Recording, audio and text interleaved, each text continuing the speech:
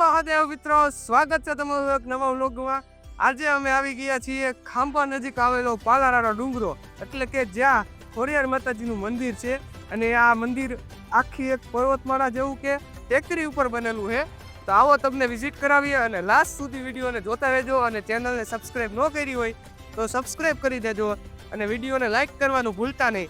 અને વિડીયો ન જોયા હોય બાકીના તુલસી શ્યામ વાળો વિડીયો, પછી ખોડિયાર માતાજીનો મંદિર વાળો વિડીયો, આંબરી વાળો વિડીયો બધા જોઈ લેજો અને લાસ્ટ સુધી આ વિડીયોને જોજો। બહુ ખૂબ સરસ જગ્યા છે, મજા આવશે, આનંદ આવશે અને વિઝિટ કરવા જેવી જગ્યા છે।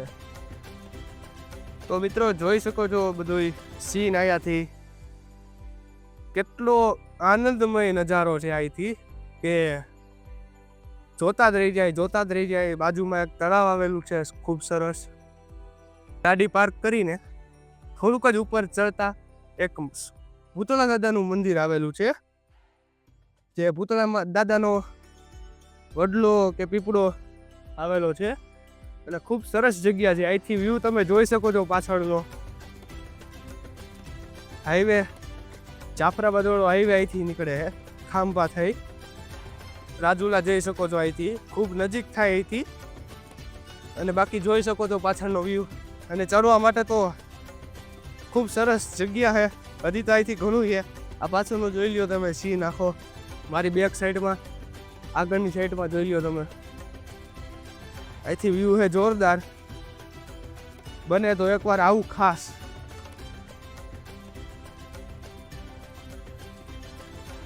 જોઈ શકો છો તમે પાછળનો સીન। મિત્રો પહોંચી ગયા છીએ ઉપર। જાજુ બધું ચડવાનું નથી, થોડુંક જ છે, ચાલવું પડે। અમે 90 ડિગ્રી કે ઢાળ જેવું હોય, ચઢાણ બહુ છે। અહીંયા ખૂબ સરસ મસ્ત મોમાઈ માતાજીનું મંદિર આવેલું છે। મારી બેક સાઈડમાં મોમાઈ માતાજીનું મંદિર છે, જોઈ શકો છો તમે સીન। આ માતાજીનું મંદિર છે, ટેકરી ઉપર આવેલું। આ એની સામે તળાવ છે, જોઈ શકો છો તમે તળાવનો નજારો। બાકી અહીંયાથી ખૂબ સરસ સીન, બહુ સારા છે।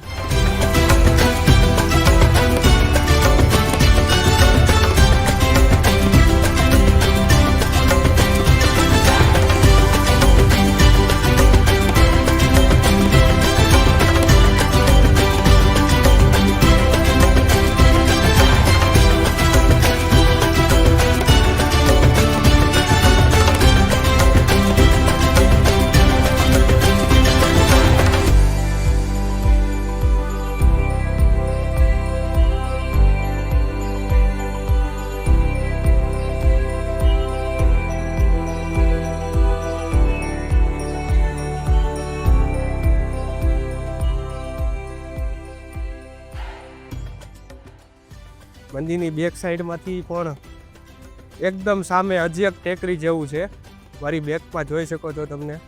કેમ તડકો આવે તો બરોબર દેખાતું હશે કે નહીં, પણ 1 2 3 4 ટેકરીઓ આવેલી છે। ખૂબ સરસ આનંદમય અને દિલ છૂલિયા એવી જગ્યા છે, બહુ મસ્ત જગ્યા છે, ટેકરી જેવું। વન ટાઈમ વિઝિટ, ખૂબ સરસ જગ્યા છે, એકવાર આવવું જોઈએ બને તો। બાકી આ મંદિર છે, એક જ મંદિર છે મોમાઈ માતાજીનું, મસ્ત મંદિર છે, કોઈ પબ્લિક નહીં, કાંઈ નહીં, શાંતિથી બેસવું હોય તો પણ અહીંયા આવી શકો છો તમે। જોઈ શકો છો પાછળનો સીન।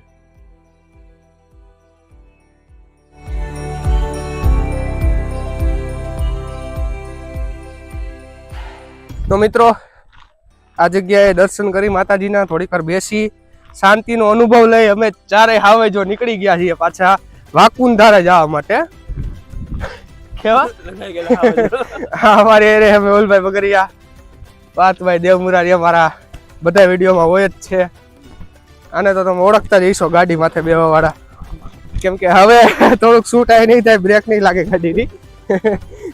જોઈ શકો છો તમે સીન આખો।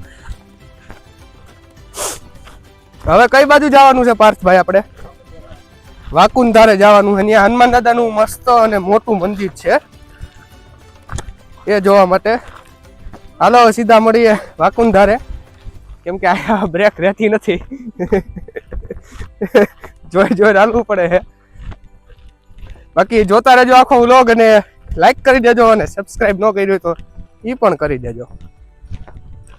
તો મિત્રો મારી પાછળ જોઈ શકો છો તમે આ વાકુની ધાર છે, જે પાલાડાનો ડુંગરો છે ત્યાંથી 2 કિલોમીટર જેટલું ડિસ્ટન્સ છે. ખૂબ સરસ જગ્યા છે આ પણ. અહીંથી સનસેટ પોઈન્ટે એક નંબર આવે છે પાછળથી. બાકી ચિલ્ડ્રન માટે, બાળકો માટે બેસવા માટે ખૂબ સરસ જગ્યા છે. જોઈ શકો છો તમે પાછળનો સીન આખો.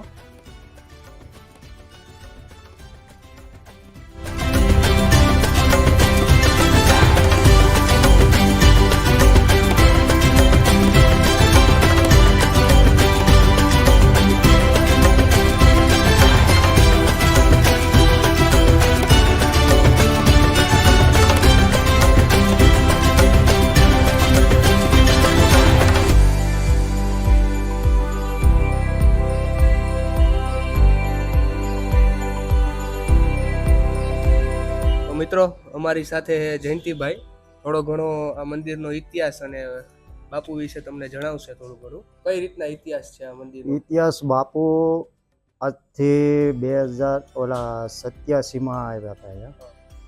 ત્યારથી પણ અહીંયા કાંઈ નહોતું, અહીં નાનું મંદિર હતું રાધા કૃષ્ણનું ને હનુમાનજીનું. ત્યારથી બાપુએ તાબડતોડ મહેનત કરીને જાતે અમે બાપુએ બધાએથી આ પાયા ગાળે ગાળીને પંચમુખી દાદાનું મંદિર અહીંયા હતું. પછી અહીંયા પ્રતિષ્ઠા કરી. પછી જેમ જેમ શિષ્યો વધતા ગયા, વિસ્તાર મેળો વધતું ગયું એમ. એટલે પછી રાધા કૃષ્ણનું મંદિર બનાવ્યું. પછી બાપુના બલરામ બાપુ છે ગુરુજી, એની સમાધિ મંદિર કર્યું. એટલે અહીંયા હજારો પબ્લિકો આવે છે અને દાદા હાજરો હાજર છે.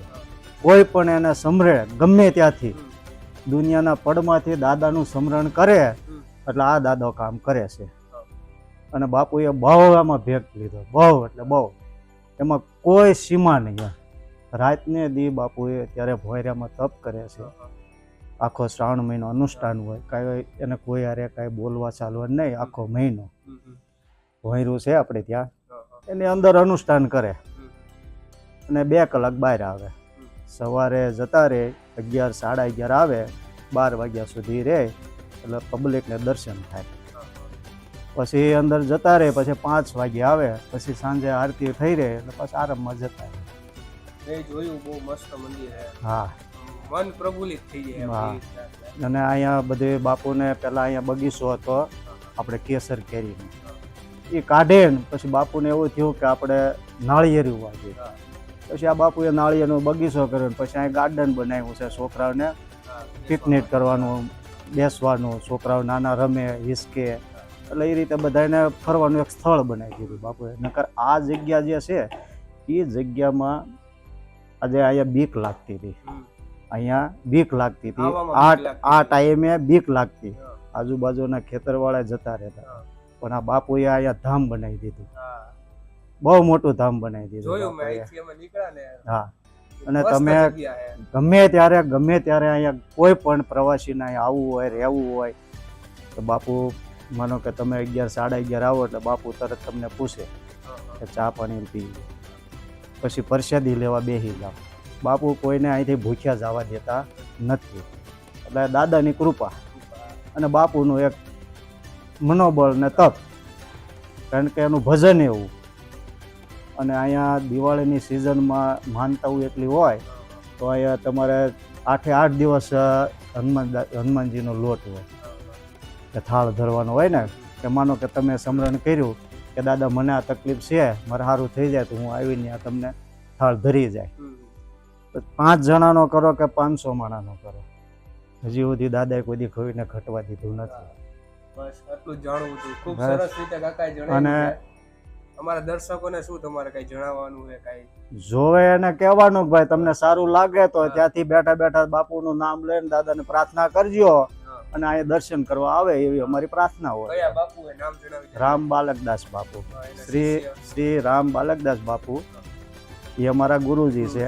પણ એના શિષ્ય શ્રી કરુણા નિધાન બાપુ એ બાપુના શિષ્ય છે. મિત્રો આવા સાધુ સંતો ગુજરાતમાં કે ઘણી બધી જગ્યાએ ખૂબ ઓછા જોવા મળે છે. તો એક વખત જરૂરથી પધારજો આ જગ્યાએ. બાપુની ધાર તરીકે ઓળખાઈ જાય. આખું જગ્યા છે હા એકવાર પંચમુખી visit કરવા આશ્રમ. જેવું. બરાબર. જય સીતારામ, જય સીતારામ, જય સીતારામ. તો મિત્રો મારી પાછળ ભોજનાલય છે. દિવાળીએ જેમ કાકાએ સમજાવ્યું કે માનતા હોય ત્યારે બધા લોટ કરવા આવે એના માટે સ્પેશિયલ ભોજનાલય બનાવેલી છે પાછળ બાપુએ, જોઈ શકો છો તમે.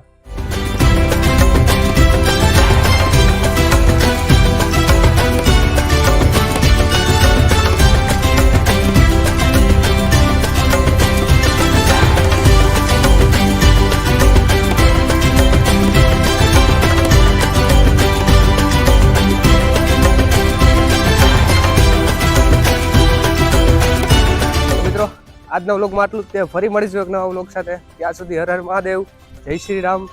અને વિડીયોને લાઈક કરી દેજો, સબસ્ક્રાઈબ કરી દેજો ચેનલ ન કરી હોય તો. અને તુલસી શામવાળો વિડીયો ન જોયો હોય તો જોઈ લેજો, ઉપર આપી દઈશ પિન કોમેન્ટમાં.